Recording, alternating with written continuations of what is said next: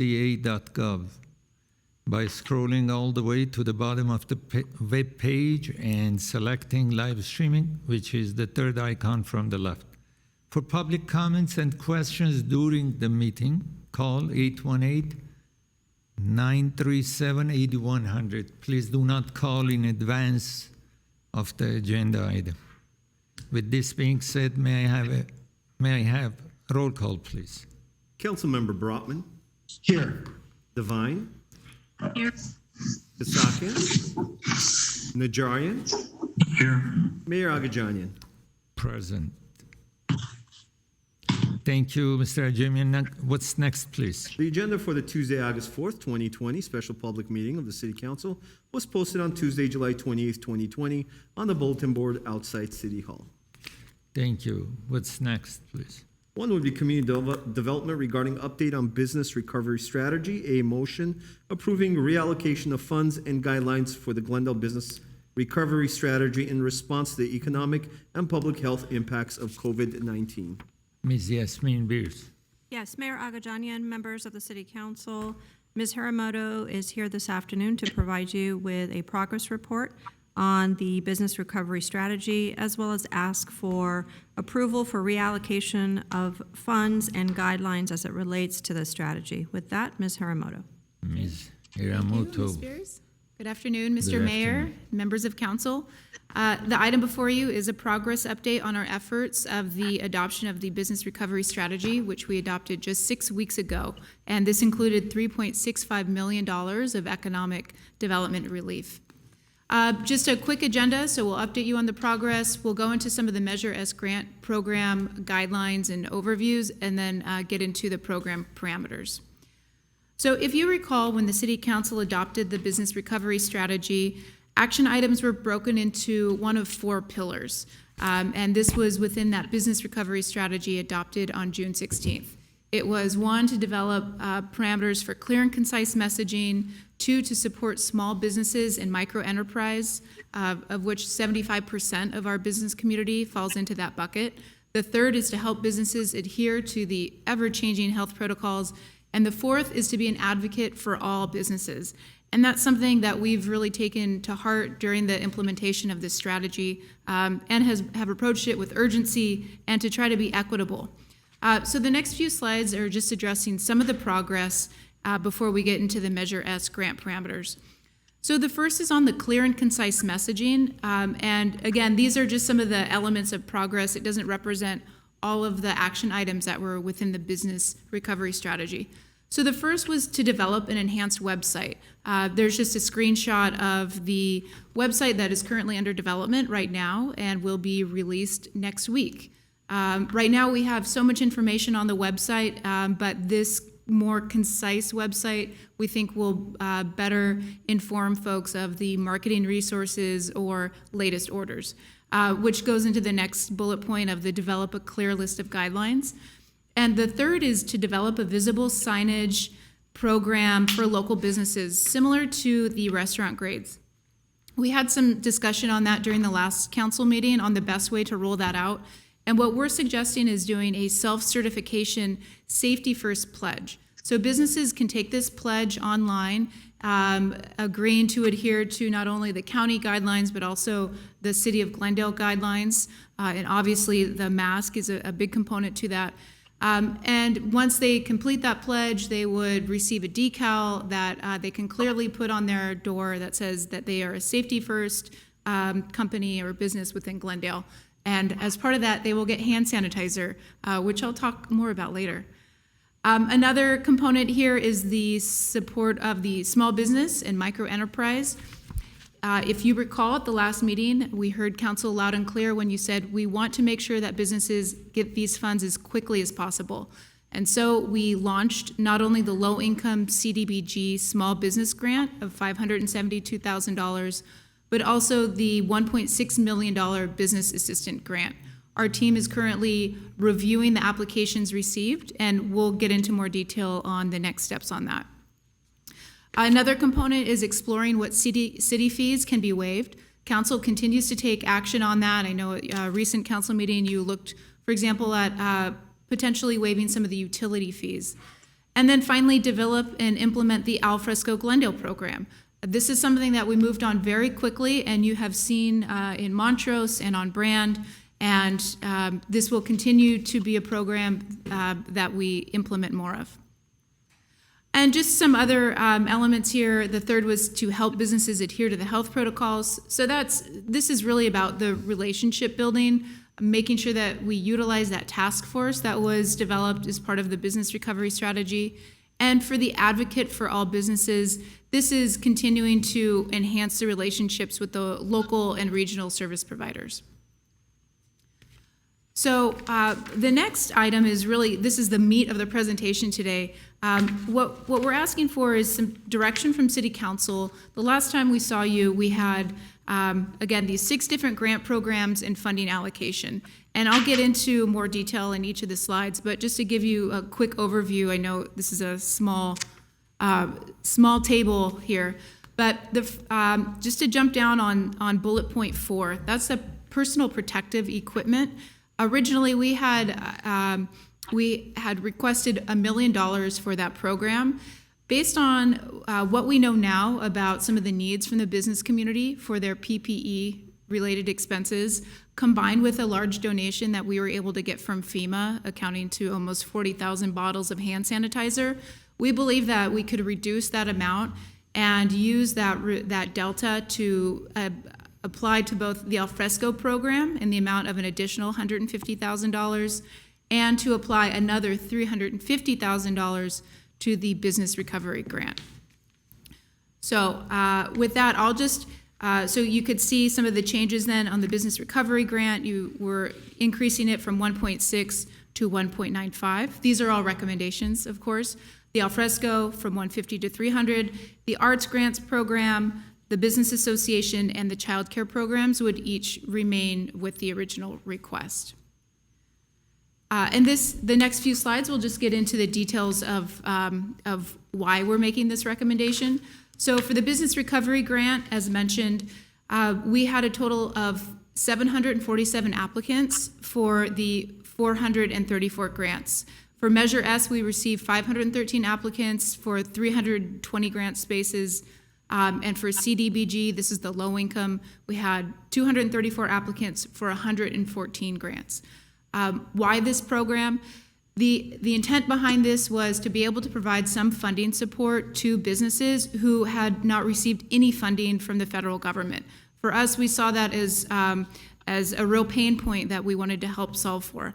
And secondly, these funds can be used for payroll, rent, and business expenses. The philosophy behind this grant being that if we can help continue to fund these merchants, fund these businesses, then in turn they can keep people on the payroll, and people can continue to keep a job. And that's really at the heart of what we're after as well. How do we make sure that people stay employed? So looking ahead, the need remains. Some of the comments that we've heard even through this grant process has been folks didn't find out about it, or they tried to apply and it was too late. If we were to increase the funding amount, we could then do another round.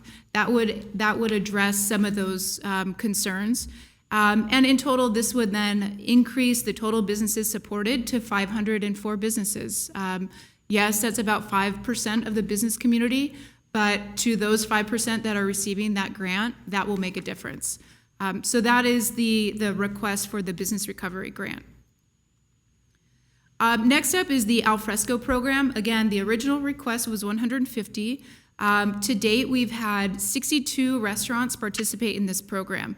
We've had 14 in Montrose utilizing the parklets, 14 on Brand that are utilizing the parklets, 18 businesses that are using their private property to expand on the parking lots, their own parking lots, for example, and another 16 that have applied for extended sidewalk dining. At this point, we have utilized almost all of the K-rail that the city has, 80 K-rail, and really hats off to the Public Works team and all of their efforts, as well as Community Services and Parks, who have really been working around the clock to implement this. And we are continuing to expand this program as well.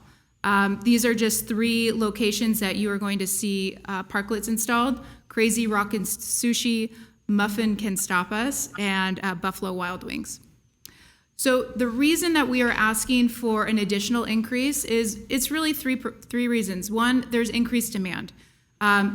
Because the county has rolled back its orders and now prohibited that indoor dining, suddenly the alfresco dining is the only option that restaurants have to survive, the only option.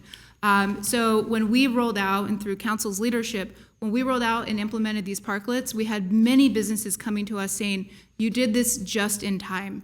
And we know that that is going to be a continued need. The second is that tonight the council will be voting on expanding outdoor to retail, as well as gyms and personal care. So this program will enable you to continue to support those businesses. And the second point is, I mentioned before, we have used all of our K-Rail. Part of the reason the city was able to move so quickly on this and implement the parklets was because we used what was in stock. It's also the reason some of the K-Rail may not meet the desired aesthetic, is because these were working K-Rail. So at this point, we're working with Public Works to order more. If we can replace some of those that are currently in areas of the city that can be spruced up, we certainly will. And the third is that given the permanency and I think the ever-changing nature of COVID, this may be with us longer than we anticipated. So if there are other tweaks or ways that we can enhance the look or even make it more comfortable through adding more shade or artistic elements, that's what we will be looking at doing. The images before you are actually some slides that we've been working with Montrose, who has requested that we continue to jazz up their parklets. They have recommended going with the bottom image with some stencils, which are low cost, but would be able to add a pop of color.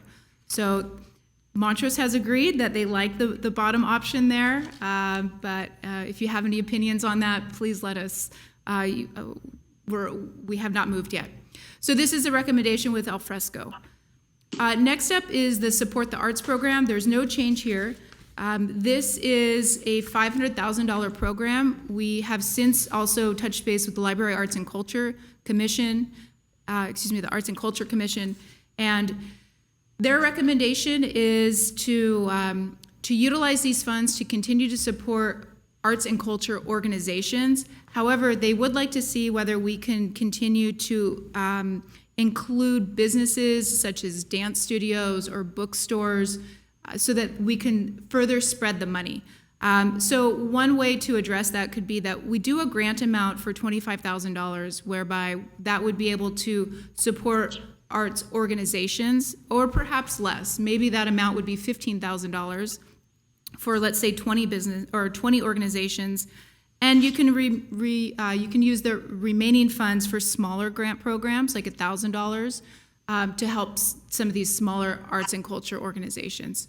But right now, this is really intended to support these organizations, to be a sustainability program. We are not asking to create new arts programs. This is really to be able to allow current arts and culture organizations out there just to continue to meet their expenses.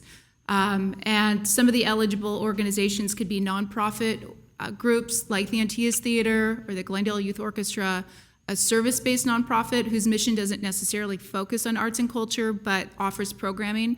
That could be such as the Glendale Latino Association or Armenian General Benevolent Union of Pasadena and Glendale, who does spend some of their time, a majority of their time, doing programming here.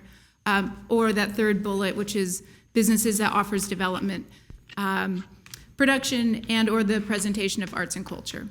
And again, the Library Arts and Culture staff would deploy this program, and the director, Gary Schaefer's on the line as well. Excuse me, before we go any further. But we have Arts and Culture Commission, which they have $7 million, I guess, in their possession. Why we don't use the money from that account or ask them to come forward and spend the money rather than us? This $500,000 we can spend on other stuff, which a little bit earlier we have discussed, and we allocated money. Why we are allocating from this and not from art and culture account? Mr. Mayor, members of the City Council, in response to your question, when this item came before the City Council 6 weeks or more ago, eight weeks ago, in terms of funding allocation, this is something that you had raised, Mr. Mayor, regarding the possibility of the Arts and Culture Commission and the city. The $7 million is part of the city coffers. Yes. They're allocated, the commission is allocated a certain dollar amount to be able to implement the programming that they have in place as part of the Arts Master Plan. And so can the city and can you allocate any funds related to support of the arts as it stands before you today? You absolutely can. And as we had the conversation, again, 2 months ago, at the time, the council did not give us that direction to allocate funds from the some odd million dollars that the Arts and Culture Commission has access to.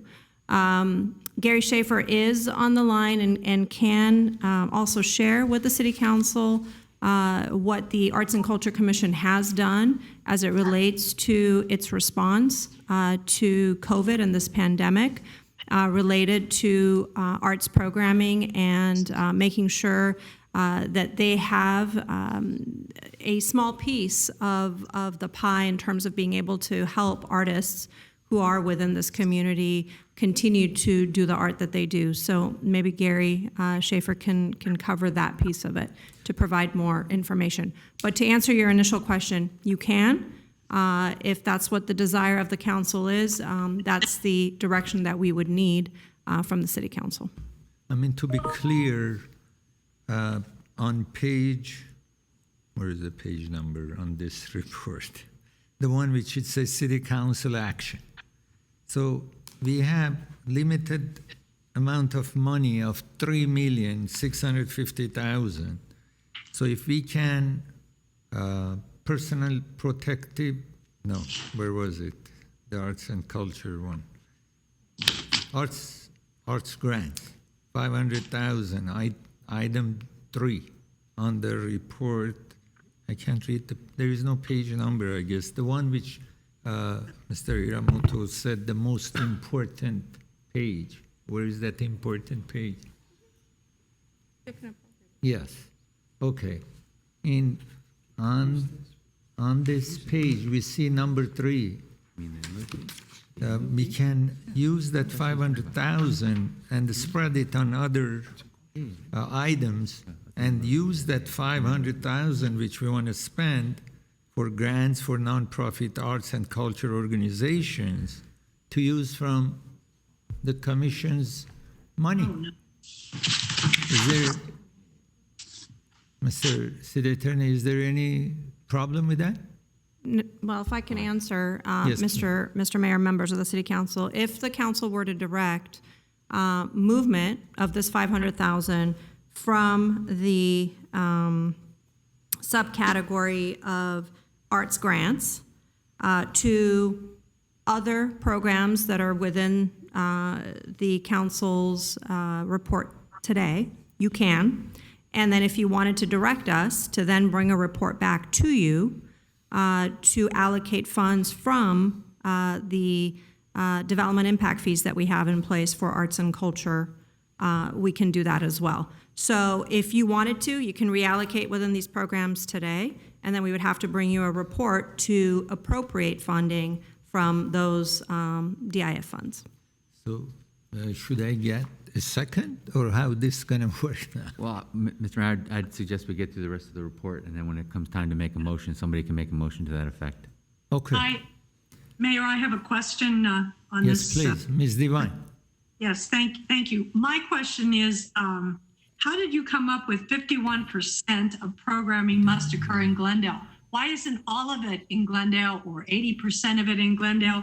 This is our residents' funding, tax, and yet we're saying only 51% of this, the programming, development, production, and presentation of arts and culture can be 49% can be somewhere else.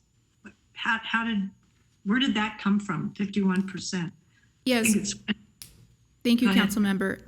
So that was, we use some past guidelines that we have seen in some of the other grant programs, specific to arts programs throughout LA County, and that was common language.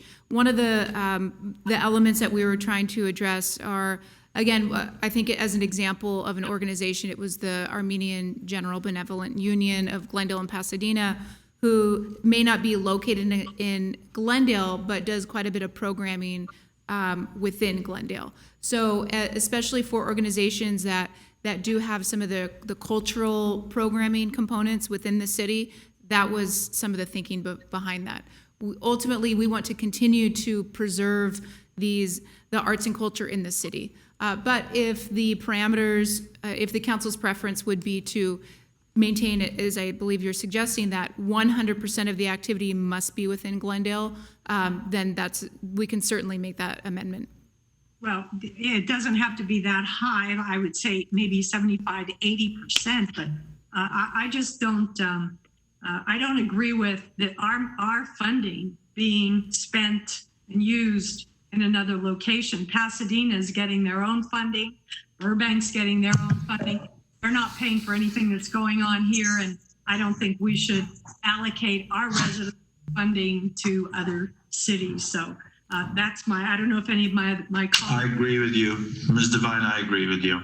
Do you? No, but one I have problem with, like AGBU is worldwide organization. What they have in here is very small portion of what they are doing. So it never, how it's going to work. The money which they will receive, AGBU will spend, the organization will spend in here. No, But no, they are- not necessarily. In Glendale, I'm talking about. Yeah, that's what I'm saying. The AGBU has, the organization has presence in Glendale also. I But that's a realize- small portion of what they do in the world. I So- realize, but what this is saying is that only 51% of their activities have to be in Glendale. So they can use that money in Pasadena or in Monrovia or Montebello, and I don't think that's fair to our residents who are paying for this Measure S funding. Now, what I'm trying to say, we can say the organization will use the money in Glendale. I think you guys, you're agreeing. You're both You're in agreeing. agreement, I think. And in fact, I think Councilmember Devine suggested a lower number than 100%, but something more than 50%. Correct. Okay. Yes. Mayor, I agree with you then. Yes, it should stay here in Glendale, but higher than 51%. I think Okay. 80, 90%. And Councilmember Najarian, you agreed? Yeah, yes, I do. I mean, it only makes sense. And it's only fair that whatever, I'm not sure where that number is going to end, but it should be much closer to 100% than 50%. So I would leave that for discussion or recommendation as to what precisely that number is, but I'm with you. Okay. Well, Council. we can, Mr. Mayor, Yes, Mr. Broughton.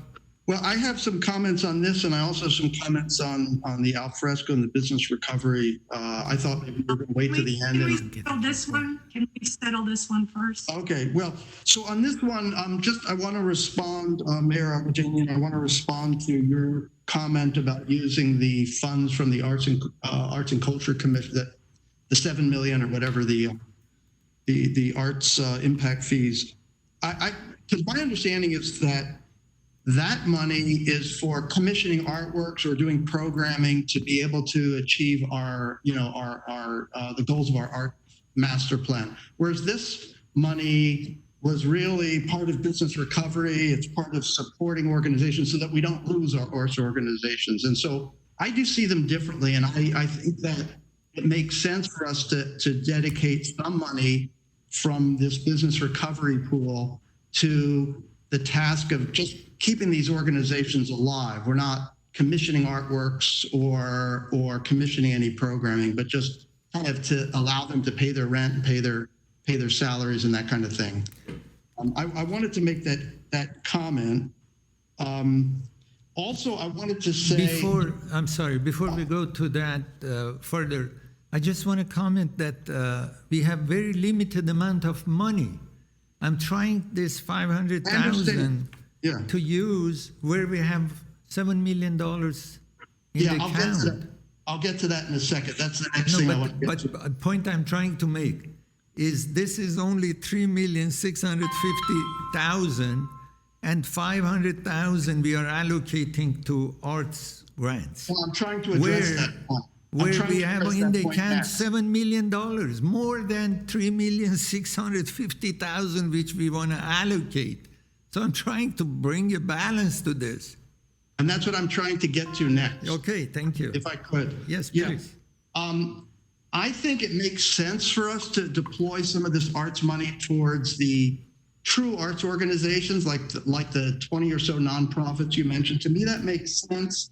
I think also some businesses that are, dedicated to the arts, like a bookstore or a dance studio or something like that, makes sense to me. I'm less convinced that we should be funding nonprofits, service-based nonprofits that may just put on a movie night one night. I just don't think that's what this was really for. So I would personally, it kind of feels a little bit to me like we're trying to spend the budget and we're going beyond the scope that we originally envisioned just to find a place to spend the 500,000. So I'd be happy to cut that back and just target more narrowly on, arts organizations and businesses that exclusively provide arts and culture experiences. And maybe we don't need that $500,000. Okay. All right. So let's go forward and then we will discuss this further at the end of this presentation. Thank you. So the next item is the personal protective equipment program. This was the one that we originally envisioned needing $1 million, but after further review and understanding, we are suggesting reducing that to $500,000.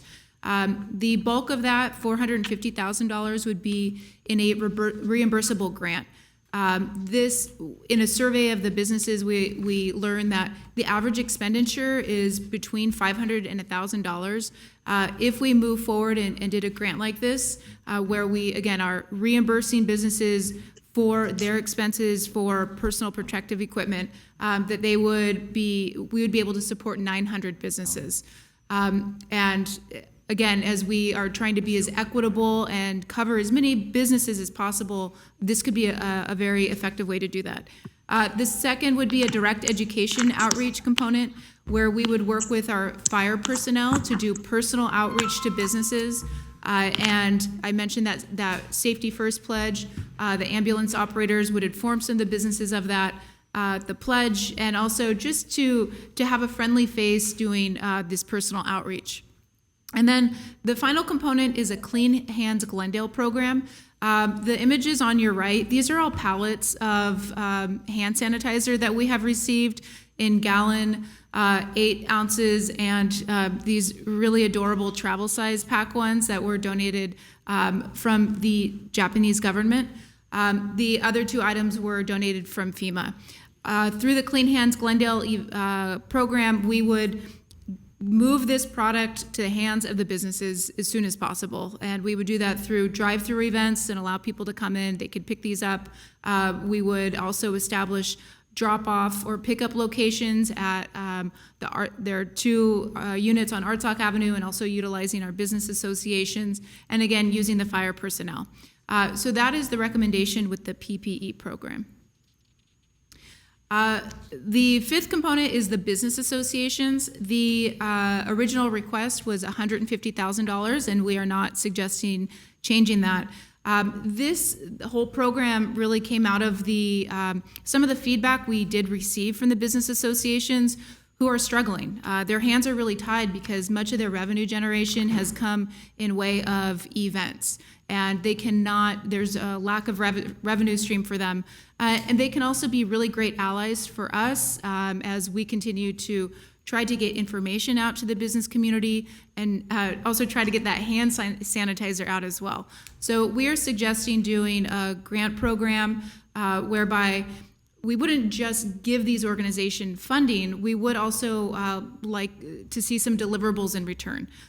So we have some eligible organizations listed to the right. There may be others out there, and if you hear of those, please let us know.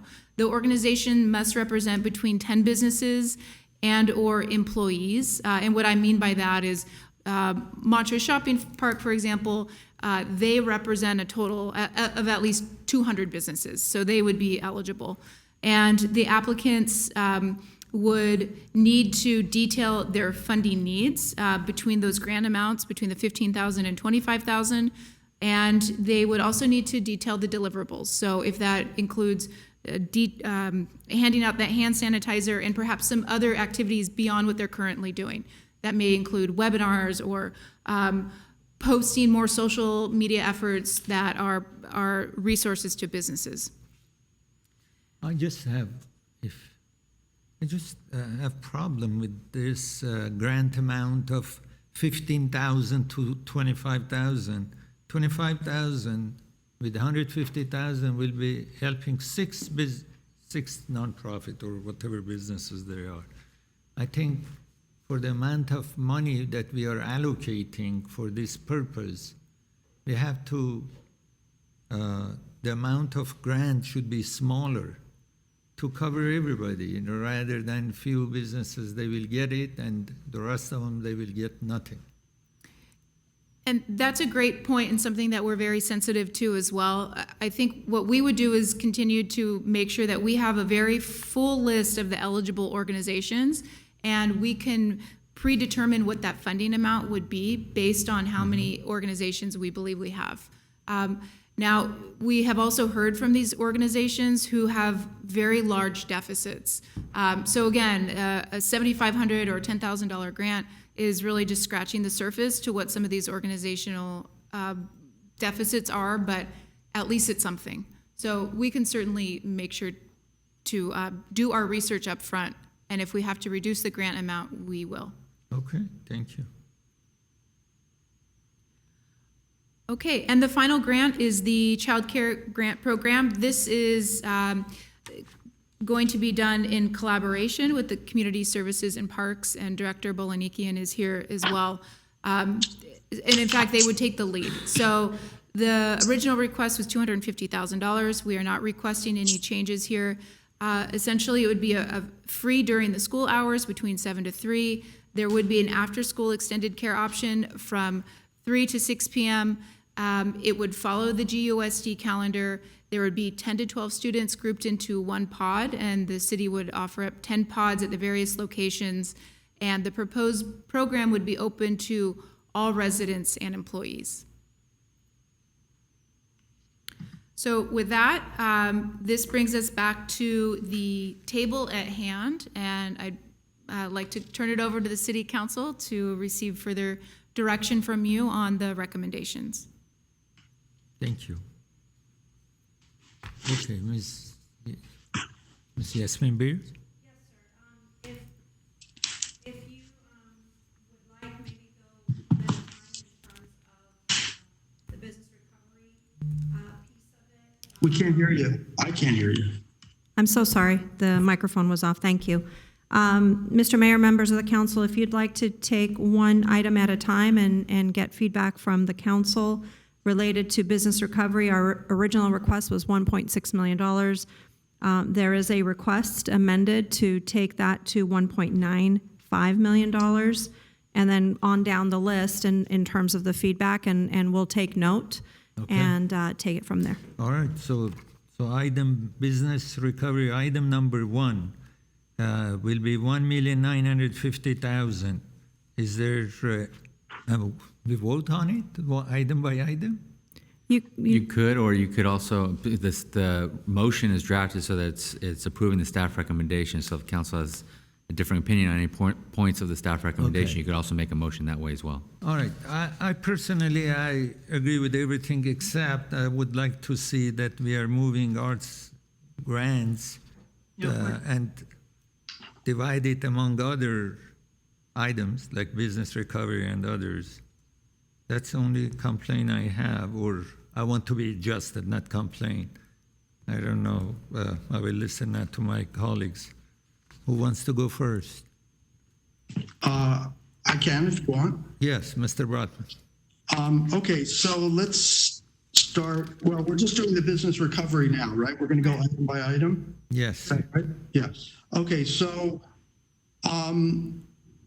you know, I certainly don't have a problem doing more on the business recovery. I think it's critical. The only thing that, well, there are two things. One is I really want to see us do as much as possible to get accountability from businesses on how the money is spent. We you know, Jennifer, you mentioned, you know, it can be spent on paying rent. It can be spent on payroll. I just want to make sure it is spent on those things.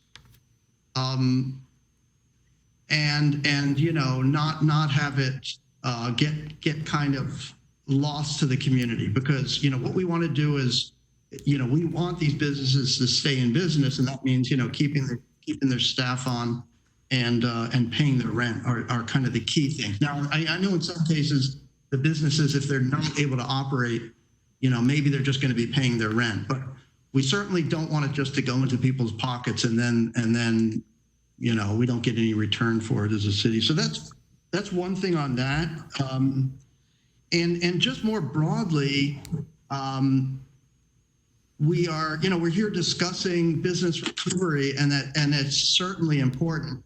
I feel though that it appears that we're focusing on this and not doing enough on the renter landlord side, and those programs are going to be even more critical now, because it looks like unemployment benefits may not get extended, and our emergency orders could be coming to an end, you know, at the end of this month, and you know, maybe they'll get extended, maybe not. But I really want us to be ramping up those programs and not just focusing on this. So standalone, yes, I'm okay spending more on the business recovery, but I'd really like us to be making a strong parallel effort to get our programs out to help tenants and landlords who are, you know, really facing a very critical situation. Thank you. Who wants to go next? All right, I will. Ms. Devine. Yes, you know, on the, you're suggesting that we do a first come, first serve kind of a way of distributing these grants. I'd like to see somehow that the businesses that did not receive them in the first round have some sort of priority over those that already have, because it seems like those that already have received them would know right away how to get them and process, and they would jump right on them. So is there a way that we can assure that there is a priority for businesses that have not gotten a grant in the first round? Let me, one moment, I want to ask, are we planning to pay this money again back to those who received it, or we are trying to get those who did not get it so far? Mr. Mayor, the latter. So the folks who have not received a grant yet, that's our target group. Anybody who had already received a grant would be ineligible from the city of because Glendale. That's going to be unfair. I mean. Okay, fine. Then I'm okay with this part of the recovery program. Thank you.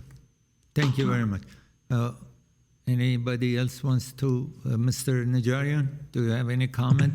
And also about art grants, which I want to move it and divide it among others items.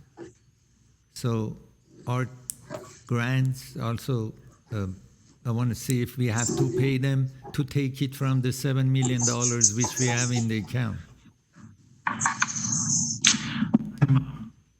I'm okay with all the staff proposals with regard to the business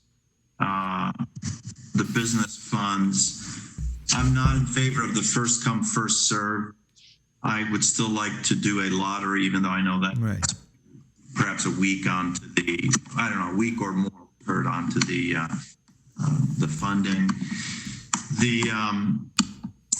Your point, Mr. Mayor, on the arts grants, I do know that's quite a large fund that's out there, and we should start thinking of ways to use it more effectively. Any funds that are given to nonprofits, I think almost all of the funds should be used for programming in the city. It's kind of a larger discussion as to whether and how we want to start dipping into the $7 million fund that the Arts and Culture Commission is sitting on. Yeah, at this time. Discussion Yeah. than what we have before us. At this time, I want you to, can we, as I was offering, let's put this 500,000, use it on the other items and not to allocate anything for arts grants from this money, that 3,650,000, and we will touch that item, that 500,000, to use from what we have in Arts and Culture Commission account. Not that I'm against to use or spend 500,000 for arts grants, but just not from this 3,650,000. Are you okay with it, Mr. Well, Majority? how about if we split the baby, Mr. Mayor? How about if we use 250,000 of that? But we have money in there, so we have $7 million as you referred to. So Right. we take that 500,000 from that account. I'm not offering not to do it. I'm just saying not to take from this 3,650,000. That's what I'm trying. Not that I'm against it. I think that's maybe a larger discussion that we need to have as to when and how we'll dip into that fund, that 7 million. I'm not against it in principle. I think it's fund that should be used for the arts, but some of the nuances that Mr. Brotman raised, I think we need to take into account and maybe have a different discussion on that. All right. Mr. Or- Mayor, members of the City Council, we would have to bring back a report to council either way related to the development impact fees as it relates to the arts. And so it seems as though there's interest in that, and I think it would be a good reminder in terms of what that arts plan looked like in terms of that strategic plan that you were all a part of over the last few years. And so we can most definitely bring something back to the City Council related to that, and you can make some policy decisions and give us direction related to that down the road. I would suggest, based on today's items that are before you, because there is momentum in moving forward with these monies, to allocate some funds for the arts, even if it's $100,000, so that you can move forward with that momentum and get those funds out and maybe reallocate possibly the other funds. But of course, we will take your direction. All right. If I may, How about 200,000 for arts? Is that okay, Mr. Najarian? 200,000 and 300,000 to divide among others? I would support that to get the ball rolling. Yeah. I could live with that, Mr. Mayor. 200,000. All right. Yes, Ms. Devine. Can I weigh in on this, please? Yes, I please. would be supportive of that. I was going to say 250, but 200 is okay with me, and I think that Thank you. the programming should stay in Glendale. It should be in Glendale because we are financing that. I am opposed to using the Arts and Culture Art Fund. Those are development impact fees. We have an urban art program that we're going to be facilitating in the not so distant future, I hope, and we will have great uses for that funding. I think this money that we're talking about today was earmarked for COVID emergency funding. And I think the arts, supporting the arts falls into that, especially for our nonprofits. And I think that would be a good way to go, the 200,000, and let Arts and Culture Commission spend their funding on our urban arts program in the future. Those are my feelings on this particular item. Thank you, Mayor. Yeah, and if I could weigh in. Yes, please, Mr. Rodman.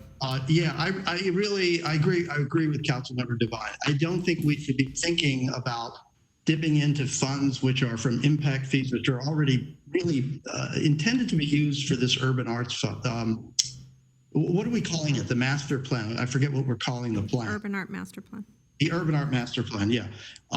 Because that money is intended for a very specific set of uses to, fund iconic art pieces and arts in the neighborhood and lots of other things. And I don't know if it's appropriate for us to be touching that for what's really COVID-related business relief. So I think we need to keep those concepts very separate.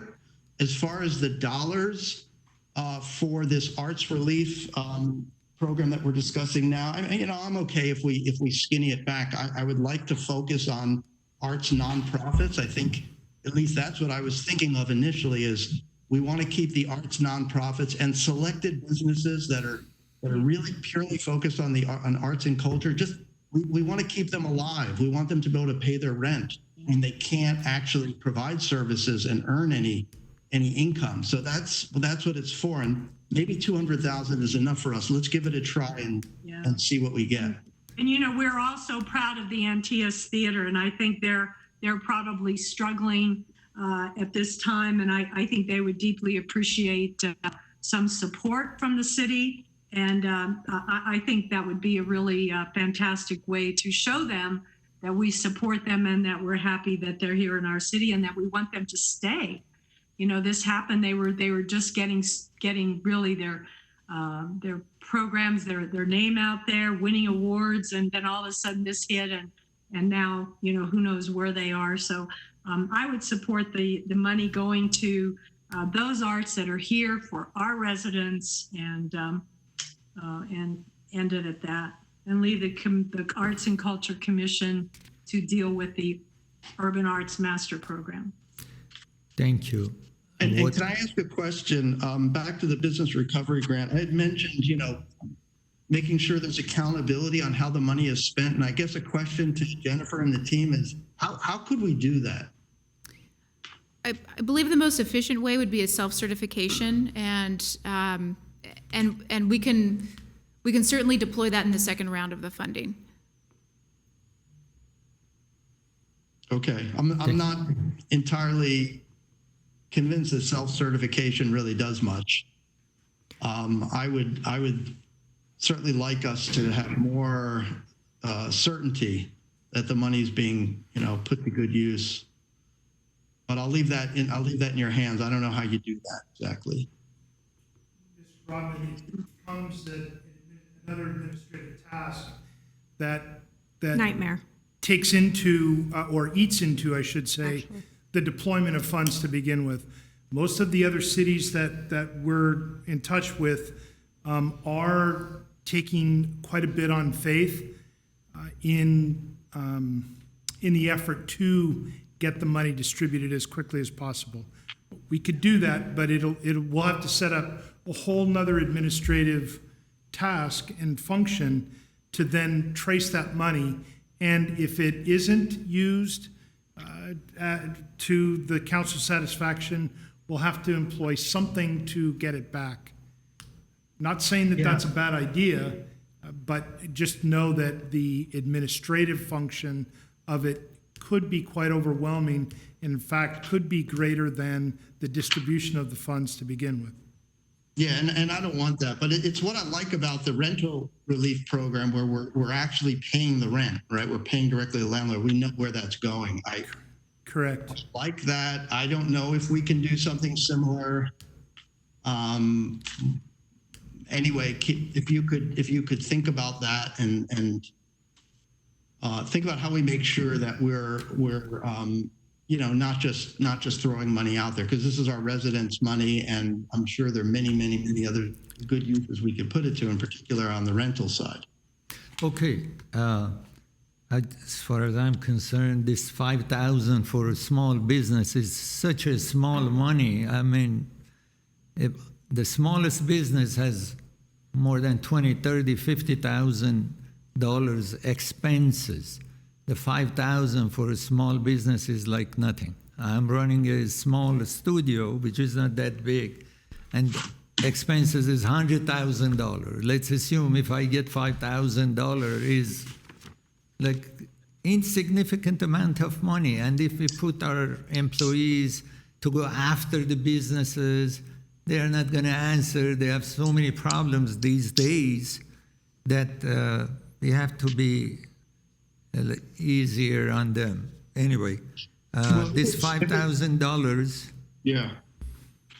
Excuse me. I was going to say, if it's insignificant, I mean, should we even be doing it?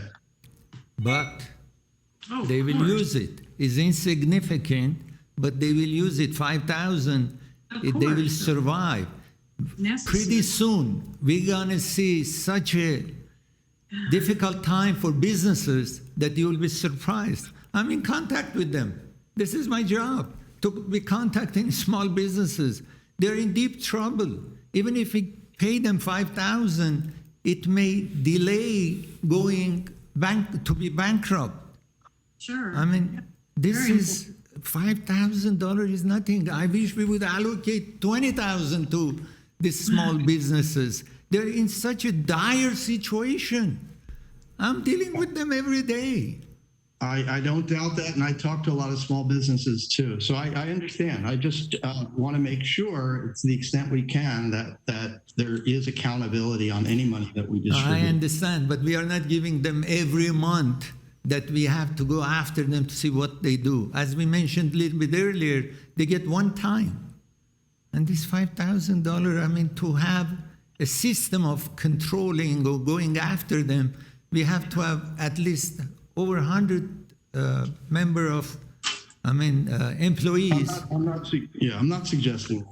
No, otherwise will be hard. That's what I'm saying. However, we are done with this, so let's go forward and vote on this if it's possible, because we have other stuff to take care of. So there's $300,000 still left, Mayor Agajanian, members of the City Council, based on the reallocation from Yes. the arts programming or arts grants, I should say, to any other area that the City Council would like to do.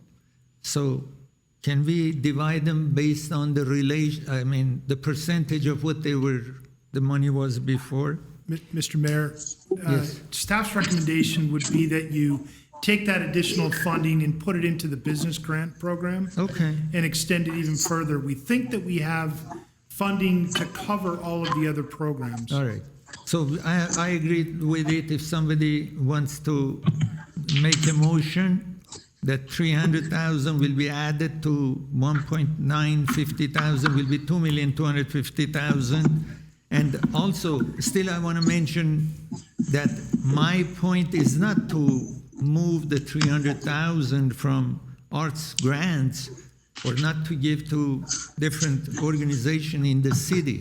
It's just I want to make sure that we have enough money for small businesses.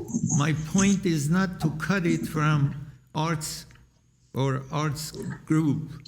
It's just to have more money for businesses. That's all it is. I would like to see at a later time, we will allocate another 300,000 from arts and culture or anywhere else to make them whole. That's my suggestion. Anyway, can we vote on it now, Mr. Garcia? Are we going to discuss the other programs, the FRESCO, the PTE, the Business Association? I thought we were going to go through each of them. Okay, if you want, but I was going to, since we went through this, to vote on it and bring it to an end, the And then get to the discussion. other ones? That's And I fine. think if the council members have other comments, we need to hear those before the motion is made, Mr. Mayor. Okay, what's the comment then? I have comments on some of the other ones, FRESCO and these. If I could, and I don't know how you Yes, want to do. please, go ahead. Okay. The floor is yours. Yeah, so al fresco, I love the look that I see in the slide, either the top or the bottom. I like either one of them, and I agree. I think that we're going to be, this is going to be with us for well into next year. So let's, definitely, I support, any additional money, if that's what it takes to get more, more plants, well, I don't know what we can do, but shade plants and the rest of it to make it really very, very pleasant. One thing I continue to have a concern with is sidewalk space when we have pedestrians walking very, very close to diners. Because the diners, are not wearing masks, and pedestrians, who knows if they are, they're not, they should be. But, and we know that the sidewalks don't give enough space to walk by and socially distance from the diner. So how are we going to address that issue? Councilmember Brotman, that's an issue that we are very concerned of as well. And LA County also has its own guidelines that mandate certain requirements and distance requirements. At this point, we're continuing to monitor it to the extent that if we need to extend parklet locations, and that may be including utilizing more parking spaces or either further bumping out some of the parklets to enable more space in those curbside parking spaces, we will do that. So I think at this point, we're just monitoring it. The beautiful part about these parklets is they're temporary by nature. We can continue to tinker based on some of the need that we're hearing. So I would encourage any of the council members to just let us know what they're seeing, and if we need to iterate, we will. Will do. We're also seeing the advent of barriers, whether they be plexiglass or some kind of plastic drape, separating diners from pedestrians as well. That might be a good idea. I do know that, I haven't seen them myself, but I've heard that, Burbank is closing off a section of the street, and Pasadena, I think, is closing off a section of Colorado, or at least one lane or something like that. So it's not, traffic is still getting through, but they're closing off a lane. Burbank, I think in their case, they're closing off a whole segment. I'm not quite sure. I know that the merchants in Montrose are concerned about that. I wonder if maybe on Brand that could be a more plausible, acceptable approach, because Brand has so much more real estate. But is that something you're looking at anywhere? We have looked in Montrose, as you mentioned. The merchants and the board was emphatic that they did not want to close it. We looked at it. We started to look a little bit on Brand. The traffic issues of going in and out where there's a parklet, especially for large vehicles like buses, present a problem for us, creeping out too much further than where we are. We've tried to, with the advice of Public Works, we've tried to keep a bit of a buffer between the K-rail and a travel lane. Yeah. And so we really wouldn't pick up that much more on Brand. But it is something we continue to look at. As Ms. Miramoto said, how can we increase the capacity? And we will continue to. Okay, because, the other cities are doing it. I just want to make sure we're keeping an open mind. And then as for the point of doing al fresco for retail, for, haircuts, for, nails, all that, I think that's great. I think we should get as much as we can outdoors so that these businesses can start to generate revenue and people can get the services they want. As I mentioned to you on the phone, I'll be the first one in line to get a haircut outside. I'm really dying to get one. You will be talking about that this evening. We have put some parameters on it for personal care because mixing retail and diners is one thing, but getting your haircut next to somebody who's having dinner out might be something else. So we've tried to create situations that are compatible for all uses, and you'll be discussing that tonight. Okay. I had a comment or two. So on the PPE, where you were talking about funding or getting fire, I forget who you were saying from the fire department who would go around and. Yes, kind of that's act the as ambulance self-defense. operators. The ambulance operators, yeah. I like that. And I think, as I mentioned to you yesterday, you know, the more we can get these health ambassadors, whether they're the ambulance operators or whoever is, you know, doing that, getting them out into establishments to do education, but also to do reconnaissance and make sure that people are meeting their, you know, the mask mandates. And especially if we're going to do self-certification pledge to give this seal of approval, I want to make sure that our seal of approval is not going to backfire on us. So I would like to see us get people out, you know, where we seal of approval, where we don't, and make sure that we're checking up in a friendly way, but checking to make sure that people are doing what they're supposed to do. That is the intention of the direct outreach program with the ambulance operators, to be those ambassadors and educators as they're out in the community. If they do see violations and you know, the more the violation, the more immediate it should be. But a contact back, and we'll continue with code enforcement and the police department. And then they can go out and take appropriate action. We have also looked at reassigning some of our code enforcement officers. We're waiting to see how this program rolls out.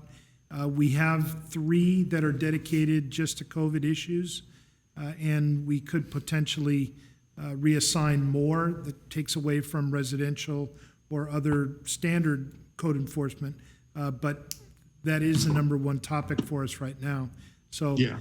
The ambassadors, the ambulance operators, they'll be out there doing the education, keep their eyes and ears open. They can report back to code enforcement and PD. We can take that appropriate action. If we need to, we'll have more code enforcement officers join that brigade and be more ambassadors than code enforcement officers. Okay. As long as they have their marching orders are, you know, if you see something, report it back. I think that's critical. Thank you. Is there more question? No, I mean, I'm finished. Thank you. Thank you.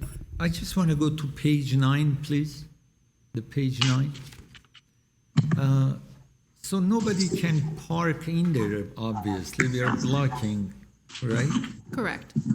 And we don't bring it further out because we are worried that the car gonna come.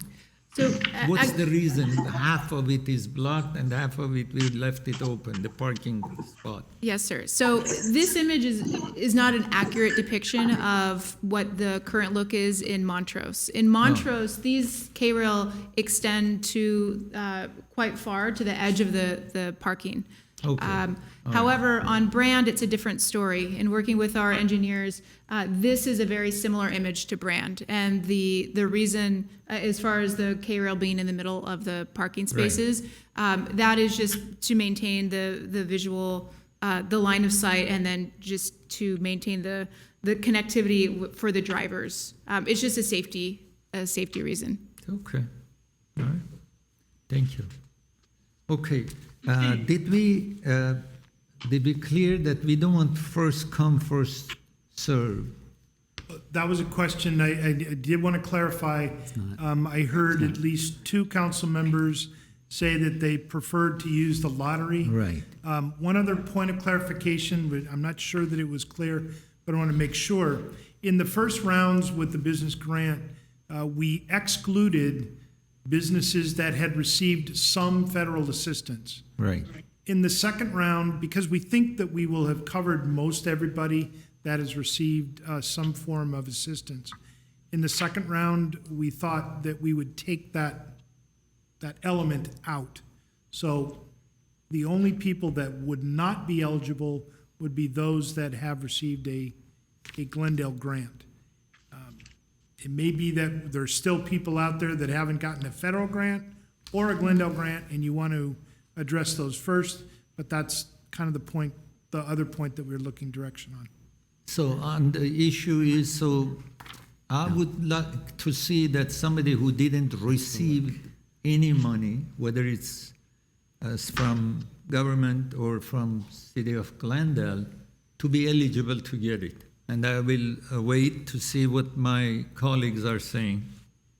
Is there any other idea? Whether to have, as you heard, you heard it here, that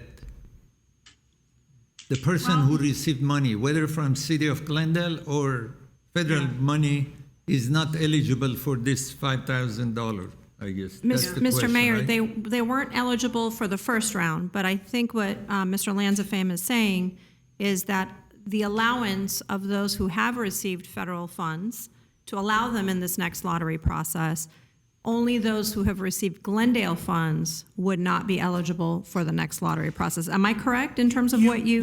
You're correct in what we said, but I was just thinking about it. If you got a Glendale grant, you have not received a federal grant. Correct.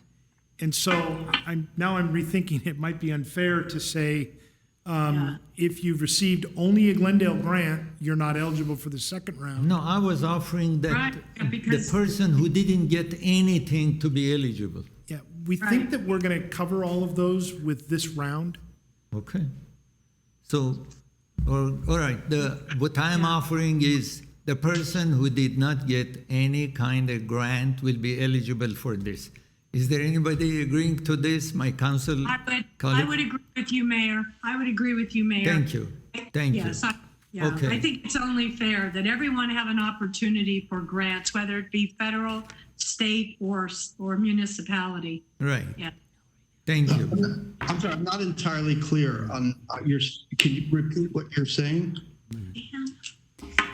What we are saying, if you received any money from federal government or Glendale, you cannot participate in this lottery, which Mayor- now we are offering, right? And I Yes, guess my but- question would be, are there going to be enough participants who will be able to apply for these grants and be eligible to receive them ultimately, based on what you've seen Correct. in the first round? Yeah. Thank you, Ms. Beers. So at this point, we have just begun verifying the documentation, and what I would suggest is you're providing us direction today to move forward with the grants. We can still refine some of these guidelines. Some of the preliminary information we have received is there are more businesses than we anticipated that have received some sort of federal grants. So we don't want to make the guidelines so narrow that we have now prohibited and made all the Glendale businesses ineligible for this. So if the council would allow for, if you can provide us direction with the reallocation, give us a couple of weeks to better understand through the verification process if there are any trends. And if we need to make modification to the grant guidelines, then we can move so. But we do understand with the computerized lottery that we would move forward with that, especially because you're now increasing the grant funding. The computerized lottery seems like the way to go on that.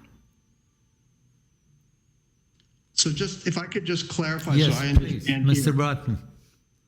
So what staff is saying is that we will continue with the existing criteria, meaning no funds were received from a federal or city grant. And we will try to allocate as much of the money as we can. And if there are no other, if we've covered basically everybody that's eligible that's applied, then you'll come back to us and talk about expanding the criteria. That could be, or you could authorize us to go through all of the people that apply. If we have funds left over, we could, on your authorization today, just begin an application and lottery process. Or we could come back, whichever the council prefers. I would prefer we keep the criteria the way we are today, the way that we have them now. And then if you find that you have covered 100% of the eligible businesses through the existing program, then come back to us and we can revisit. That would be my suggestion. Well, if I may, Mr. Yes, Mayor. Ms. Devine. I think maybe the relevant question here is, of all of those that applied for a recovery grant, how many did not receive? How many were not chosen? And those are the ones maybe that should be given the grants. I mean, then we wouldn't need any kind of lottery or, first come, first serve. I have, as my experience, there are lots of people that they did not even apply and they were unaware that this discussion will cause some new people to come forward. Gotcha. Because I met lots of people, they say they didn't know or they couldn't fill up the forms, they don't have anybody to help them, and I'm sure there will be lots of people to come forward. Okay, I understand, Mayor. You're right. Okay. Yeah. All So right. let's do it that whoever didn't receive federal grant and Right. didn't receive Glendale Okay. grant or any other grants, they're eligible to get the money. And let's make it simple and let's go ahead and vote on this. Okay. And as I said, not first come, first serve, just by lottery. Okay, so we Okay. need a, Yes, we need a motion? motion. We need a motion. Okay, we need a motion Do we want to do to- one motion for all the items? Yes, Pardon? one motion Yeah. for all of it. Okay, so Yeah, so I'll, let's see, I'll move the business recovery strategy as outlined in the report with the amendments to the arts, removing 300,000 from that program, which would then go to the business Recovery. recovery, the small business recovery program. And what was the other one? That's The it. first come, first serve. No. And that we would, that all the eligible businesses for those business recovery grant program would be those who have not received any federal, state, or municipal Glendale grants so far as of this date. And that's let's see, I guess that the arts subsidy would be lowered to $200,000 for, are we looking at for the nonprofits? Like the Antias Theater? I would- Who have programming occurring here in Glendale. Do we have a second? Well, a couple other things. Yes. I think what we heard was also on the business recovery, small business recovery would be by lottery. Yes, And then correct. I think Councilmember Devine, you mentioned also that the use of the arts funds would be for events occurring within In more than 51%. Did you want to set a number there in your motion? 80%, is it everybody in agreement with 80%? Yeah, that's fine. 80 to 100% must be here in Glendale.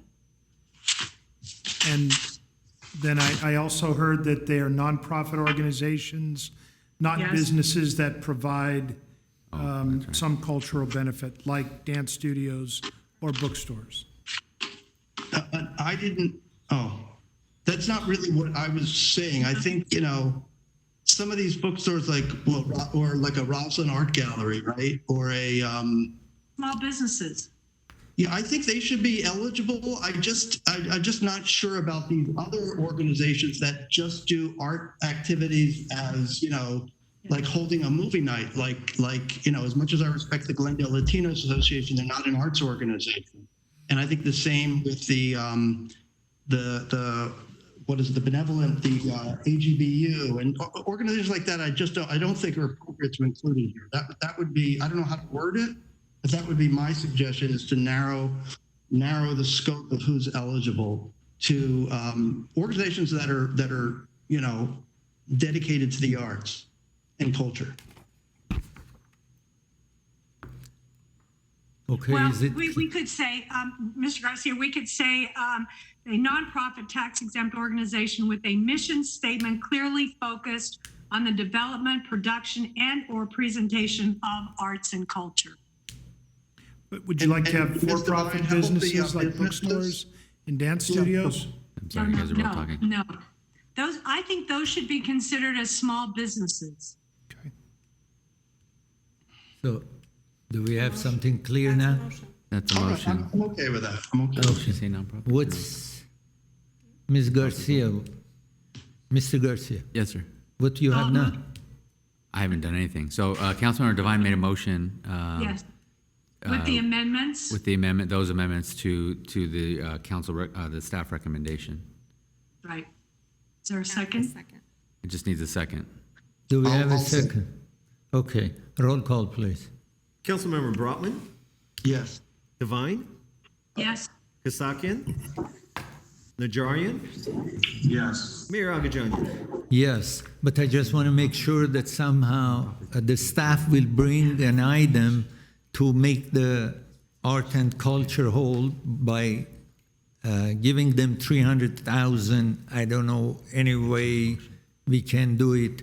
I don't want that to be forgotten and we give them 200,000. I just want to remind them to bring the issue back to add 300,000 to that art and culture spending that we had planned before, which now we reduced it to 200,000 and was suggested to be 500,000. I just bring it to their Well, attention. I'm Ms. opposed to Devine. using the arts We fund for don't need that. to, Yeah, we don't really need it. I don't think we need to do that. Okay, all right, that's fine. We go forward. Okay, what's next, please? Adjournment? Adjournment. Do I have So the motion? moved. So Do I have a moved. second? Second. With that said, we adjourn at 5:33 PM. It's okay. Okay. Mr. Mayor, members of the City Council, as Mr. Ajemian reads the closed session item into the record, we are, based on the time of this afternoon,